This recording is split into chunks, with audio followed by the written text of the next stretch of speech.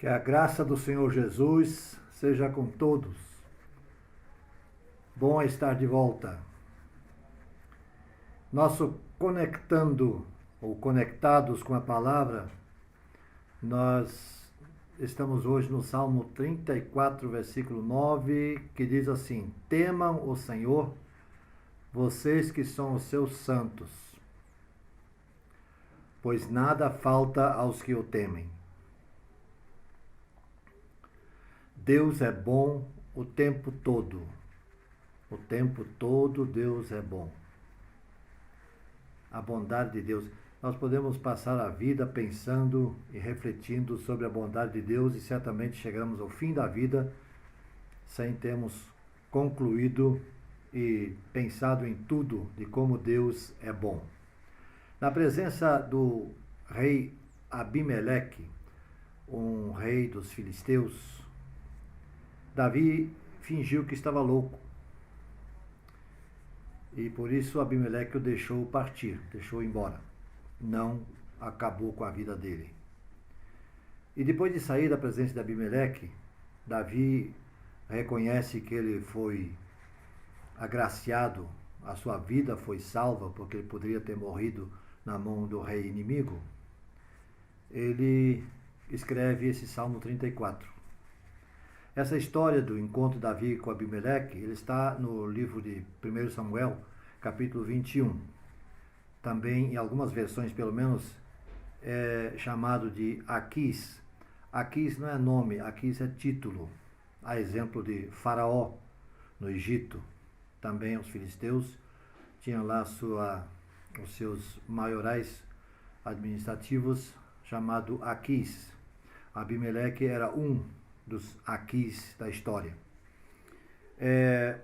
Então, o rei Saul procurava matar Davi, por isso que ele fugiu. E fugiu sem levar nada.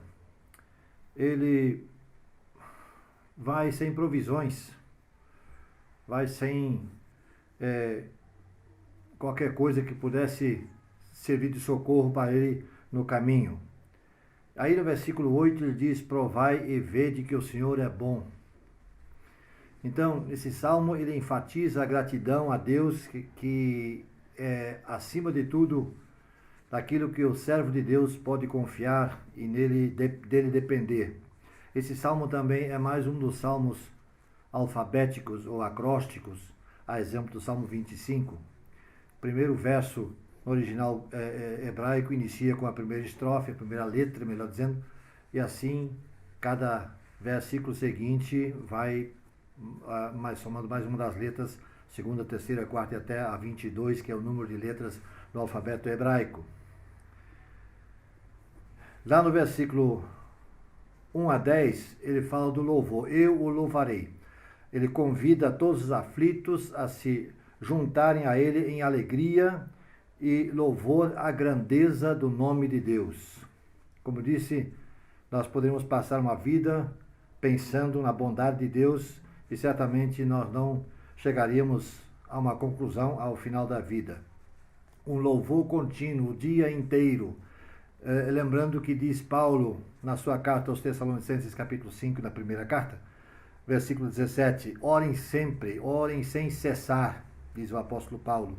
E não orar ocasionalmente, não só quando o cerco aperta, mas sempre. Até a nossa alegria é motivo de louvor e gratidão. Versículo 4 ele diz: Ele me livrou de todos os meus medos. Na vida humana acontece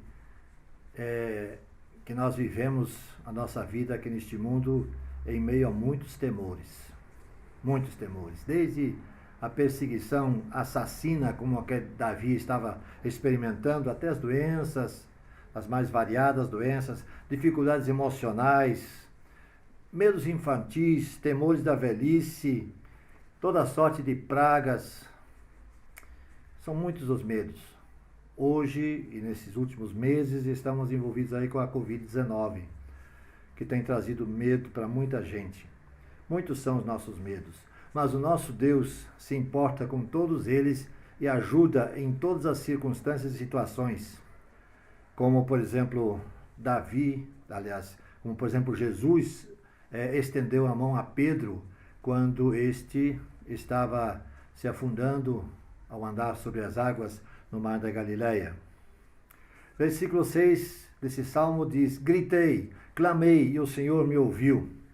Há uma intimidade, uma proximidade de grandeza espiritual nisso. E percebe que ela acontece com um pobre pecador, um pobre sofredor, que é Davi, que era como qualquer de nós, sujeito a dificuldades nessa área. Podemos achar que não sabemos como orar ou orar como convém. Mas o Espírito Santo que em nós habita intercede por nós e diz a palavra com gemidos inexprimíveis e certamente seremos ouvidos pelo Pai. No versículo 8 vai provai e vede. Prove você mesmo. Procure descobrir por você mesmo. Linda essa expressão, em forma de um convite e desafio. Todo ser humano pode buscar diretamente a Deus. Deus deseja ser encontrado. Ele se deixa encontrar. O versículo 9 diz que não tem falta de nada. O texto Conectados com a palavra de hoje é esse versículo. Não tem falta de nada. É aqui uma perfeita conexão com o Salmo 23. Deus cuida dos seus filhos e cuida sempre. Versículos 11 e 12 diz: eu os ensinarei. Interessante, a nação israelita é uma nação diferenciada de todas as demais daquela época e certamente nos dias de hoje também. Outras religiões naquele tempo eram diferentes dos israelitas. Eles só ofereciam sacrifícios em certas ocasiões ou por motivos que eles apresentavam, eventualmente, problemas que enfrentavam. Somente nessas ocasiões. É uma ação que, na raiz da palavra, significa ação sagrada.